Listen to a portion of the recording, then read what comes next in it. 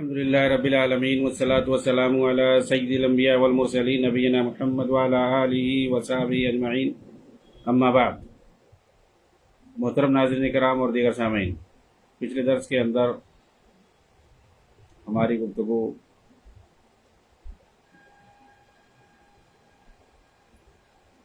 اللہ رب العالمین کے کلام کرنے سے متعلق ہو رہی تھی، اور جو لوگ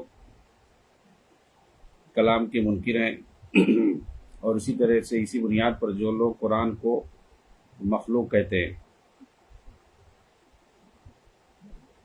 ان کے باطل عقیدے اور باطل فکر پر بات ہوئی تھی۔ مصنف رحمہ اللہ آگے کہتے ہیں کہ عقل جو ہے یہ مخلوق ہے۔ اللہ رب العالمین نے عقل سے انسان کو ممتاز کیا ہے، اور جس کے پاس جتنا عقل ہے اور جو تمیز ہے، جو شعور ہے، اسی حساب سے اللہ اسے مکلف بناتا ہے۔ آپ دیکھیں، اس لیے چھوٹے بچوں پر کوئی جو ہے فریضہ نہیں ہے، مکلف ہے ہی نہیں۔ جن کے پاس بالکل عقل سے جو پیدل ہے، جیسے مجنوں پاگل، وہ بھی مکلف نہیں ہے کسی چیز کے۔ آدمی جو ہے بے ہوش ہو گیا، مکلف نہیں ہے، اس وقت اس کی عقل ختم ہو جاتی ہے۔ آدمی سویا ہوا ہے، وہ مکلف نہیں ہے۔ تو عقل انسان کو دی گئی ہے، اور یہ مخلوق ہے، اور عقل ہی کی وجہ سے انسان جو ہے مکلف۔ وہ ساری مخلوقات جو عقل سے عاری ہیں، جن کی یہاں شعور اور تمیز نہیں ہے، جانور وغیرہ اس طرح کی چیزیں، اور بھی بہت ساری مخلوقات ہیں، اسی لیے وہ سب مکلف نہیں ہیں۔ مصنف رحمہ اللہ کہتے ہیں عقل کے تعلق سے کہ والعقل مولود وعطی کل انسان من العقل ما اراد اللہ۔ عقل جو ہے یہ مولود یعنی مخلوق ہے، ہر انسان کو اتنی عقل دی گئی ہے جتنا اللہ نے اسے چاہا، یعنی اللہ کی طرف سے عقل دی گئی ہے۔ یتفاوتون فی العقول مثل الذرۃ فی السماوات۔ آسمانوں میں جیسے ذرے ہیں، ایسے ہی لوگ عقلوں میں متفاوت ہیں، یعنی کسی کی عقل جو ہے ایک جیسی نہیں ہوتی، سب مختلف، الگ الگ ہیں، سب کی عقلیں الگ الگ ہیں۔ اس لیے آپ دیکھیں گے لوگوں کے اندر اختلاف ہوتا ہے، کوئی کسی سے متفق نہیں ہوتا۔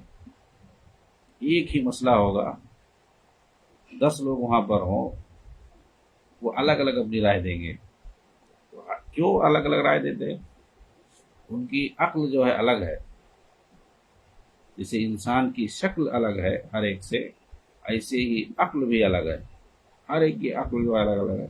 تو عقلوں میں تفاوت ہے، کوئی جو ہے کسی کے برابر نہیں ہے، عقلیں متفاوت ہیں۔ اللہ تعالیٰ نے ہر ایک کو برابر عقل نہیں دیا ہے، کمی بیشی ہے۔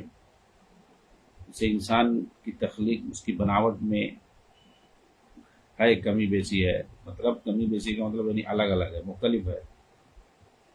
کسی کی شکل کسی سے 100% نہیں ملتی ہے، ایسے ہی عقل بھی نہیں ملے گی۔ ہر انسان سے اسی قدر عمل کا مطالبہ کیا گیا ہے جتنا اس کے پاس عقل ہے۔ یطلب من کل انسان من العمل علی قدر ما آتاہ من العقل ولیس العقل باکتساب۔ عقل جو ہے کسبی نہیں ہے، انما ہوا فضل من اللہ تبارک و تعالی، یہ اللہ کی طرف سے فضل ہے، یعنی اللہ کی طرف سے عطا کیا جاتا ہے۔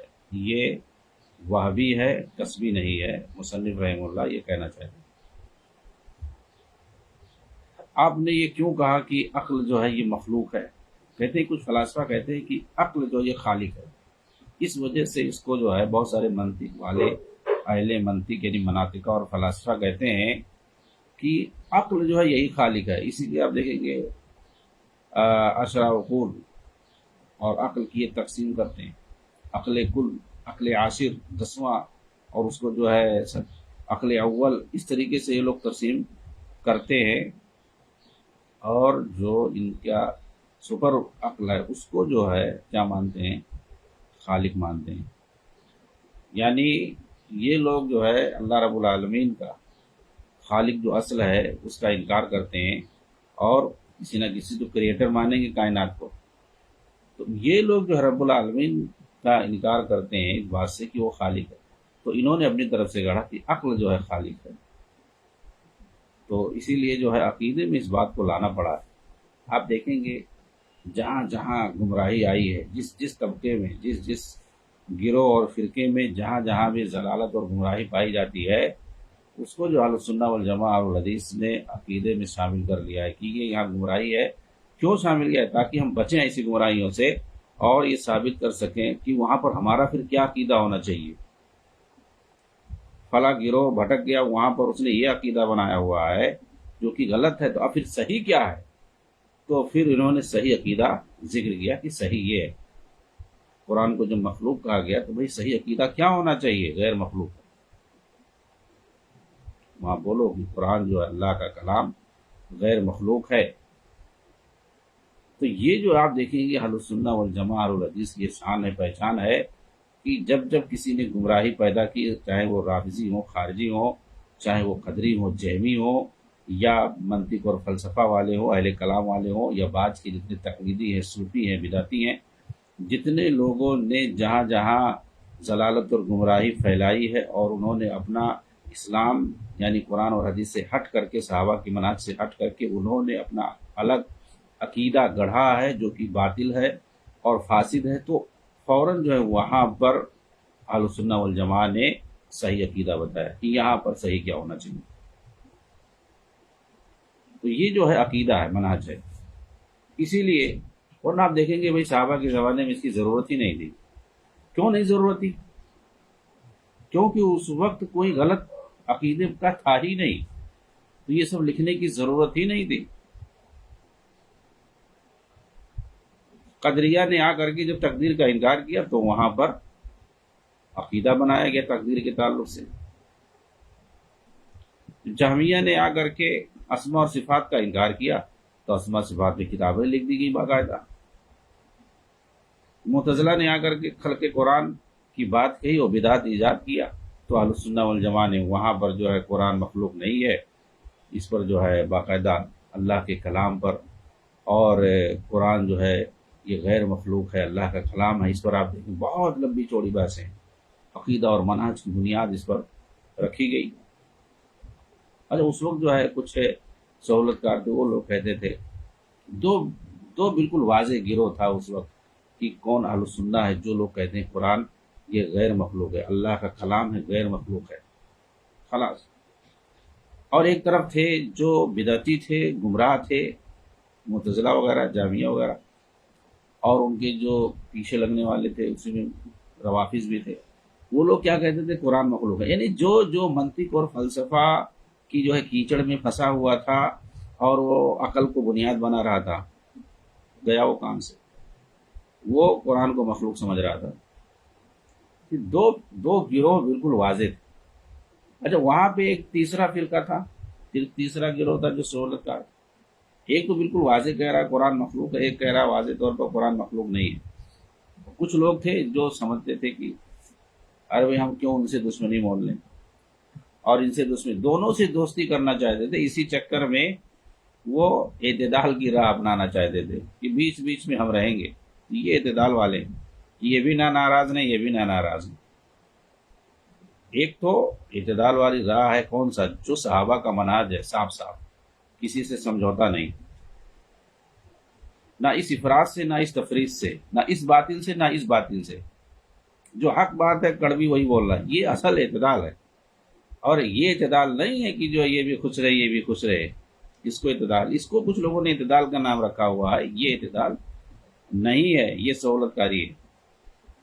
تو اس وقت بھی کچھ لوگ تھے وہ کہتے تھے کہ ہمیں جو ہے اس لفڑے میں نہیں پڑنا، حالانکہ اس وقت یہ عقیدہ بنایا گیا تھا کہ اگر جو یہ عقیدہ نہیں رکھتا ہے تو وہ مسلمان ہی نہیں ہے، کافر ہونے کا فتویٰ جاری کیا گیا تھا باقاعدہ اہل سنہ کی طرف سے کہ جو قرآن کو کہتا ہے مخلوق ہے تو وہ کافر ہے۔ جی ہاں، تو اس وقت جو ظاہر سی بات ہے اس وقت عقیدہ رکھنا ضروری تھا، بولنا ضروری تھا کہ قرآن اللہ کا کلام غیر مخلوق ہے۔ کلام اللہ کے ساتھ غیر مخلوق جوڑنا یہ ضروری مانا گیا تھا اس وقت۔ لیکن وہیں پر کچھ سہولت کار تھے، وہ کیا بولتے تھے کہ ہم بھائی صرف اتنا کہیں گے کہ قرآن اللہ کا کلام ہے ثم نسکت، پھر اس کے بعد خاموش رہیں گے، ہم آگے بولیں گے نہیں کچھ مخلوق ہے یا غیر مخلوق ہے، کیونکہ آگے کیا ہے، وہ تو لڑائی ہے، جھگڑا ہے، آگے جو ہے کیا اختلاف ہے۔ تو اتنا کہہ کے خاموش، ان کو پتہ ہی نہیں چلتا تھا کہ بھی ہے کدھر یہ، نہ ادھر سمجھ میں آتا تھا کہ نہ ادھر، وہ صرف اتنے کہہ کے خاموش کہتے تھے ہم صرف بھائی اتنے ہی کہیں گے قرآن اللہ کا کلام ثم نسکت، پھر خاموش رہیں گے، ہم کچھ نہیں۔ تو بعد میں ان لوگوں کو ایک جماعت بن گئی اور ان لوگوں کو واقفہ کہا جانے لگا۔ کیوں؟ واقفہ مانے مطلب توقف اختیار کرنا۔ یہ لوگ کہتے تھے کہ قرآن اللہ کا کلام ہے، اس کے بعد کہتے ثم نتوقف، ہم یہیں پر توقف اختیار کریں، آگے ہم نہیں کہیں گے کہ یہ مخلوق ہے یا غیر مخلوق۔ ان لوگوں کو بھی اہل السنہ والجماعہ نے انہی بدعتیوں کے ساتھ شامل کر دیا، کہا جاؤ تمہارا بھی ٹھکانہ ادھر ہی ہے، ادھر نہیں ہے، یا تو صاف صاف بولو کہ قرآن جو ہے اللہ کا کلام غیر مخلوق ہے، ایسا بولو، اور اگر نہیں بولتے ہو غیر مخلوق ہے تو جاؤ انہی لوگوں کے ساتھ تمہارا ٹھکانہ ہے۔ اور ان کا نام رکھا گیا واقفہ، جو توقف اختیار کرتے تھے، یعنی مخلوق غیر مخلوق کہنے سے اپنے آپ کو روکتے تھے، بچتے تھے، تو ان کا بھی نام انہی لوگوں میں لکھا دیا گیا۔ آپ دیکھیں گے آج کل بھی ایسے ہی کچھ لوگ رہتے ہیں، ایک طرف جو ہے واضح طور پر اہل بدعت ہوتے ہیں، گمراہ لوگ ہوتے ہیں، اہل باطل ہوتے ہیں جو روافض کا مقدمہ لڑ رہے ہوتے ہیں۔ جی ہاں، وہیں پر جو ہے اہل سنہ کی طرف سے کچھ لوگ جواب دے رہے ہوتے ہیں، واضح طور پر صحابہ کا دفاع کر رہے ہوتے ہیں، سنت کا دفاع کر رہے ہوتے ہیں، حدیث کا دفاع کر رہے ہوتے ہیں، یعنی حق کا دفاع کر رہے ہوتے ہیں، اور وہیں پر بیچ میں کچھ لوگ جو ہے دیکھ رہے ہوتے ہیں کہ کس کا ساتھ دیا جائے کس کا نہ ساتھ دیا جائے، اور بعد میں لیپا پوتی کرتے ہیں، نہ ادھر کی بات نہ ادھر کی بات، بیچ کی کوئی بات لانے کی کوشش کرتے ہیں تاکہ یہ لوگ بھی خوش ہو جائیں اور یہ لوگ بھی خوش ہو جائیں۔ واضح طور پر وہ کسی کا موقف نہیں لیتے ہیں اور کسی کی طرف وہ نہیں آتے ہیں واضح طور پر۔ تو ایسے لوگ کبھی بھی اچھے نہیں مانے گئے، نہ ادھر بھی اچھے مانیں گے، ان کی ہر جگہ جو ہے تذلیل ہوتی ہے، ہر جگہ ان کی رسوائی ہوتی ہے، اور اسے سمجھ میں آتا ہے کہ ان کا منہج کیا، ان کا طریقہ کیا ہے۔ تو یہ سہولت کاری ہے، اس لیے واضح طور پر کھل کر کے عقیدہ میں، منہج میں کھل کے واضح طور پر ہونا چاہیے کہ بھئی اپنا اسٹینڈ کھل کے رکھنا چاہیے کہ ہم ادھر ہیں، کیا ہمارا عقیدہ ہے، کوئی بھی مسئلہ ہو تو اس مسئلے میں واضح طور پر رہنا چاہیے۔ قرآن جب اہل السنہ والجماعہ نے یہ قانون بنا دیا، یہ قاعدہ بنا دیا کہ قرآن اللہ کا کلام غیر مخلوق ہے تو وہ مانو۔ ایسے ہی جب فلاسفہ نے، اہل منطق نے جب کہا کہ جو ہے عقل جو ہے یہ خالق ہے، تو پھر اس کے بعد اہل السنہ والجماعہ نے وہاں پر قانون بنائے، اصول بنائے، عقیدہ بنائے۔ کیا عقیدہ بنائے کہ عقل جو ہے یہ خالق نہیں ہے، کیا ہے، مخلوق ہے۔ العقل مولود، عقل جو ہے یہ پیدا کی گئی ہے اللہ کی طرف سے۔ ان لوگوں نے جو ہے عقل کو 10 حصوں میں تقسیم کیا ہوا ہے، فلاسفہ نے، اہل کلام نے، اور جن کو مناطقہ کہتے ہیں۔ ایک جو ہے ان کے یہاں عقل اکبر ہے، عقل اکبر کہتے ہیں کہ یہی جو ہے آسمان اور زمین کے معاملات کی تدبیر کرتا ہے، یعنی اس کو مدبر مانتے ہیں، عقل اکبر کو ہر چیز کی تخلیق کرتا ہے، اللہ انہیں برباد کرے۔ حقیقت یہ ہے کہ عقل جو ہے مخلوق ہے، خالق کہاں سے بھائی؟ تو یہ عقل ہی کو، یہ انسان کی عقل ہے، کہاں کہاں پہنچا دیتی ہے، اور یہی عقل ہے کہ انسان کو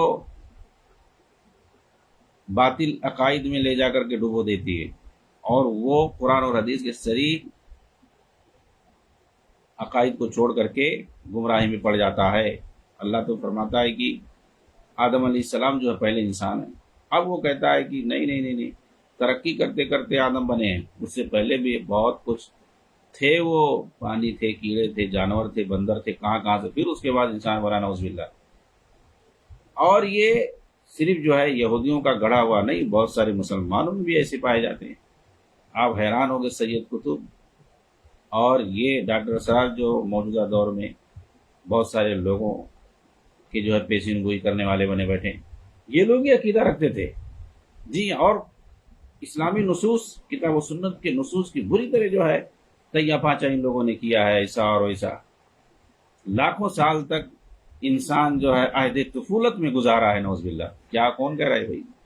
فی گمراہی والی کتاب جو سید قطب کی، اس کے اندر انہوں نے کہی یہ بات، اور ڈاکٹر سرار نے تو اس پر بہت سارا کلام کیا ہوا ہے۔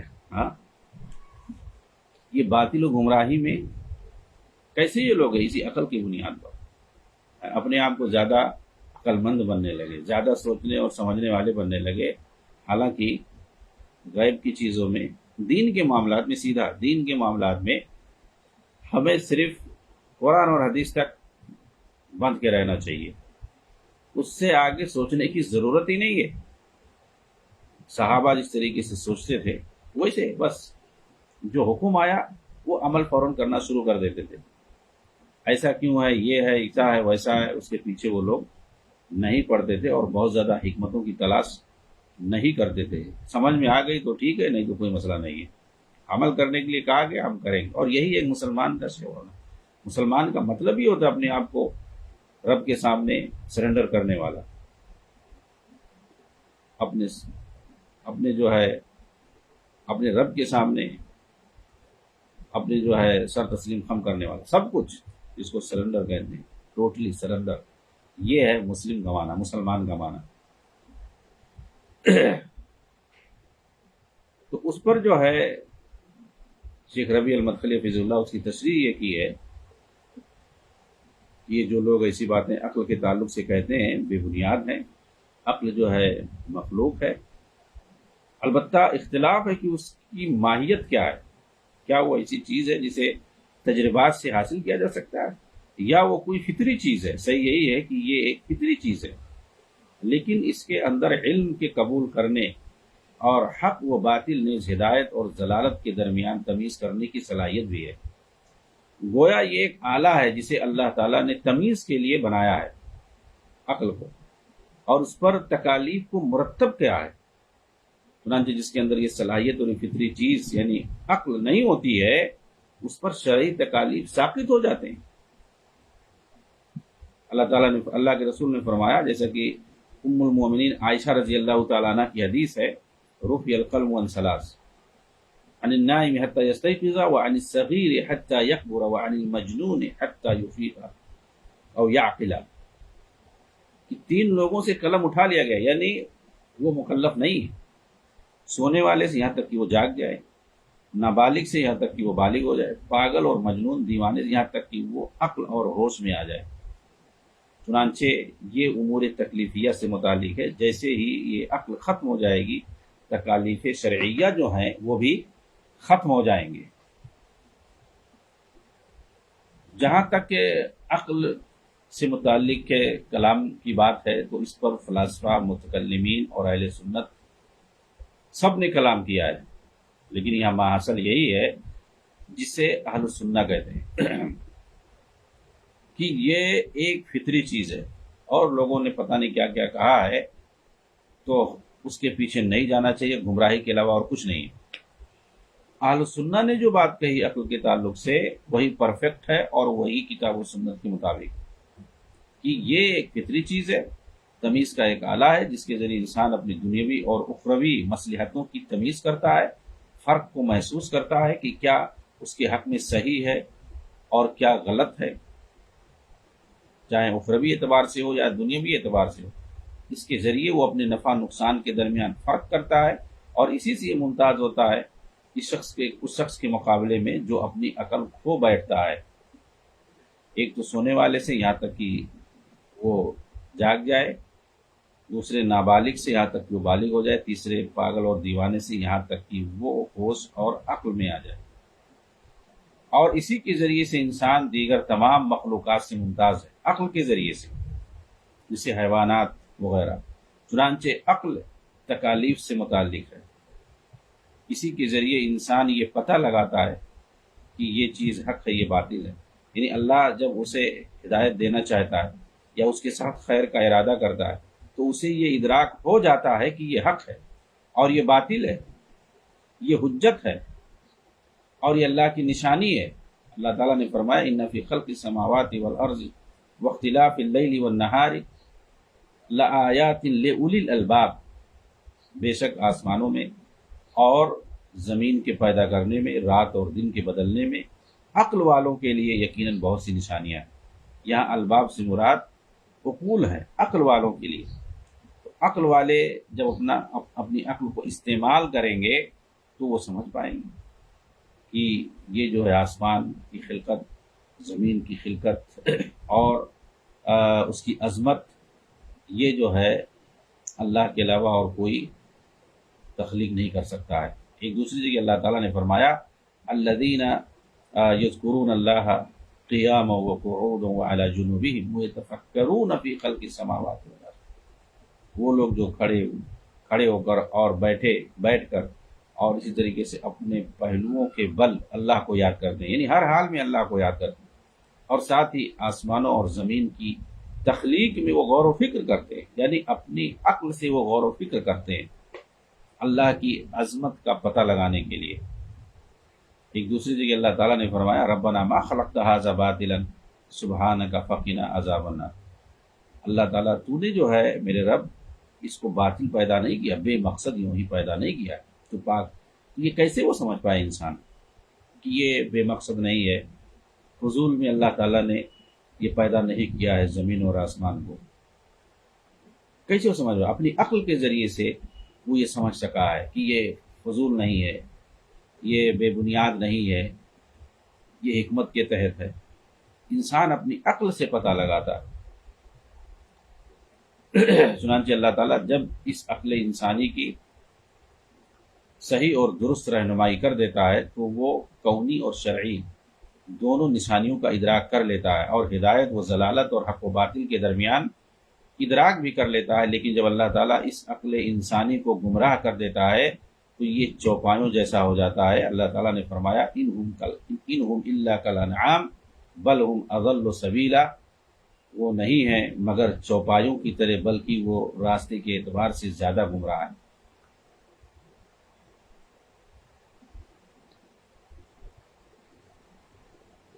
پھر بھی اس کے پاس وہ ادراک، وہ احساس رہتا ہے جس کے ذریعے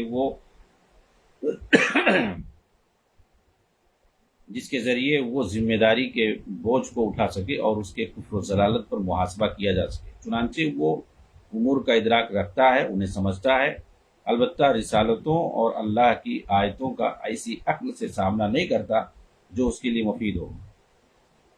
اسی طرح اس کے سمع و بصر اور دل کا بھی یہی حال ہوتا ہے، یعنی ان سارے جسمانی آلات کا مالک تو ہوتا ہے مگر یہ اس کے لیے کارآمد نہیں ہوتے اور مفید چیزوں کو قبول نہیں کرتے، جیسا کہ اللہ تعالیٰ نے فرمایا ان السمع والبصر والفؤاد کل اولئک کان عنہ مسئولا، بے شک انسان جو ہے اس کے کان، اس کی آنکھ اور دل، سب کے بارے میں اس سے سوال کیا جائے گا، پوچھا جائے گا۔ یعنی ان کا استعمال، ان ساری چیزوں کا استعمال جو اللہ تعالیٰ نے نعمت کے طور پر دے رکھی ہے، اس کا استعمال اس نے کیسے کیا، کیوں کر کیا؟ اچھی جگہوں پر ان کا استعمال کیا، غلط جگہوں پر، تو اس کا بھی سوال ہوگا۔ اللہ تعالیٰ نے جو ساری نعمت جسمانی اعتبار سے دے رکھی ہے، اللہ تعالیٰ نے بصارت دے رکھی ہے، اللہ تعالیٰ نے سماعت، قوت سماعت دے رکھی ہے، اللہ تعالیٰ نے عقل دے رکھی ہے، اپنی عقل کا اس نے کیسا استعمال کیا؟ مصنف رحمہ اللہ نے جو یہ بات کہی کہ انسان کو اتنی عقل دی گی جتنا اللہ نے چاہا، گویا عقل کے اندر تفاوت ہے، عقل کے دینے میں۔ کبھی جو اللہ تعالیٰ کسی کو عقل دیتا ہے زیادہ، وہ اس کے ذریعے گمراہ ہو جاتا ہے، زیادہ عقل استعمال کر کے۔ تو عقل جو ہے کافر کی بھی ہو سکتی ہے، زیادہ ہو سکتی ہے اس کی عقل، اور اسی کے ذریعے وہ گمراہ ہو جاتا ہے۔ اور عقل جو ہے مومن کی بھی ہو سکتی ہے زیادہ، کہ وہ ہدایت پر قائم ہو کر کے اس میں جو ہے مزید آگے نکل جاتا ہے، سابقون الاولون میں چلا جاتا ہے، رسالتوں، نبوتوں، جنت، دوزخ اور تمام شرعی امور پر وہ ایمان لاتا ہے، کسی کا انکار نہیں کرتا، ان کی حقیقت کو سمجھ کر کے، جان کر کے ان پر عمل کرتا ہے، اور کبھی اسی عقل کو اللہ گمراہ کر دیتا ہے تو وہ نبوتوں اور رسالتوں کا انکار کرنا شروع کر دیتا ہے، یا ان میں سے کسی ایک کا انکار کر دیتا ہے، جیسا کہ کفار کی طرف سے ان کے مختلف ادیان کے طور پر ظاہر ہوتا رہتا ہے۔ آگے جو بات انہوں نے کہی کہ عقلوں میں لوگ متفاوت ہیں، عقلوں میں لوگ متفاوت ہیں، الناس متفاوتون فی العقول، یعنی سب کی عقلیں ایک جیسی نہیں ہیں، یہ کہنا چاہتے ہیں۔ تو یہ بالکل صحیح ہے، بلا شبہ کچھ لوگ عقل عظیم کے مالک ہوتے ہیں بطور خاص انبیاء علیہ السلام، پھر وہ جو مرتبے میں ان کے بعد ہیں جیسے صحابہ وغیرہ، اور کچھ گمراہ لوگ ایسے بھی ہوتے ہیں جو چوپایوں سے بھی کمتر و گھٹیا ہوتے ہیں، وہ اپنی عقل کا استعمال ہی نہیں کرتے، جن کے بارے میں اللہ نے فرمایا ہے انہم الا کالانعام بل ہم اضل سبیلا، یعنی چوپایوں سے بھی ان کو بدتر بتایا گیا ہے۔ اور ان کی عقل میں متفاوت ہونے کی مثال مصنف رحمۃ یہ ہے کہ جیسے آسمانوں میں ذرے ہیں، کہتے ہیں کہ اگر مصنف رحمہ اللہ نے اس سے مراد یہ لیا ہے کہ اس کی عقل ایک ذرے کی ہوتی ہے دوسروں کی عقل کے مقابلے میں جو کہ ضخامت میں آسمان کی طرح ہوتی ہے، تو اس کے لیے دلیل کی ضرورت ہے، بہر صورت اس کے اندر احتمال پایا جاتا ہے، کیونکہ یہ تفاوت موجود ہے اور اللہ کہ ہدایت یافتہ بندوں اور گمراہ بندوں کے درمیان یہ فرق پایا جاتا ہے، بڑا فرق پایا جاتا ہے کہ یہ دونوں عقل و ادراک اور علم و حکمت میں متفاوت ہوتے ہیں، اور زمین آسمان کا فرق ہوتا ہے، اور ہر انسان اسی قدر عمل کا مطالبہ ہر انسان سے اسی قدر عمل کا مطالبہ ہوتا ہے جس قدر اسے عقل سے نوازا گیا ہے۔ اللہ تعالیٰ نے فرمایا لا یکلف اللہ نفسا الا وسعها، اللہ تعالیٰ کسی جان کو اس کی طاقت سے زیادہ مکلف نہیں بناتا ہے۔ ممکن ہے کوئی آ کر کہنے لگے میری عقل امام احمد اور ابو بکر عمر رضی اللہ عنہما کی عقل کی طرح نہیں ہے، جی یقیناً اور بلا شبہ اس کی عقل جو ہے ان کی عقلوں سے کمتر ہے، اسی لیے اللہ تعالیٰ نے فرمایا لا یکلف اللہ نفسا الا وسعها، بس آپ مکلف ہیں صرف اسی قدر کہ آپ اسلام کو سمجھ سکیں، کتاب اللہ سنت رسول سے اوامر و نواہی کو جان سکیں، اللہ آپ کو اسی قدر مکلف بناتا ہے جتنے فہم اور عقل کے آپ مالک ہیں۔ یہی وجہ ہے کہ اللہ کے رسول نے فرمایا من اجتہد فاصاب فلہ اجران ومن اجتہد فاخطا فلہ اجر واحد، جب کوئی اپنی عقل کا استعمال کرتے ہوئے فیصلہ کرتا ہے اور اجتہاد سے کام لیتا ہے، اب ایسی صورت میں اس نے اپنی عقل کا کتنا استعمال کیا، کتنا وہ محنت کیا، اجتہاد کیا، اگر وہ اپنی عقل کو استعمال کرتے ہوئے اجتہاد کرنے کا مطلب کیا، وہی عقل کا استعمال کرتا ہے، وہ اعمال الفکر، اور پھر وہ جو ہے درستگی کو پہنچ گیا، یعنی فیصلہ کرنے میں وہ صحیح تک پہنچ گیا، تو اسی صورت میں اس کو 2 اجر ملتا ہے۔ 2 اجر کیسے ملا؟ ایک تو اس کے اجتہاد کا اور ایک درست فیصلہ کرنے کا۔ لیکن اگر کوئی اجتہاد تو کیا، اپنی عقل کا استعمال کیا، لیکن غلطی کر گیا، صحیح فیصلے تک نہیں پہنچ سکا، تو ایسا مجتہد جو ہے وہ بھی ثواب کا مستحق ہے، لیکن صرف ایک ثواب کا، ایک اجر کا مستحق ہے۔ کیوں؟ جو اس نے اجتہاد سے کام لیا ہے، گرچہ غلطی کیا، غلطی کو اللہ معاف کر دے گا۔ اہم یہ ہے کہ اللہ نے ہمیں جس عقل و خرد سے نوازا ہے اس کے ذریعے ہم غور و فکر سے کام لیں۔ اللہ تعالیٰ نے فرمایا افلا یتدبرون القرآن ام علی قلوب اقفالها، تو کیا وہ قرآن میں غور نہیں کرتے یا ان کے دلوں پر تالے پڑے ہوئے ہیں؟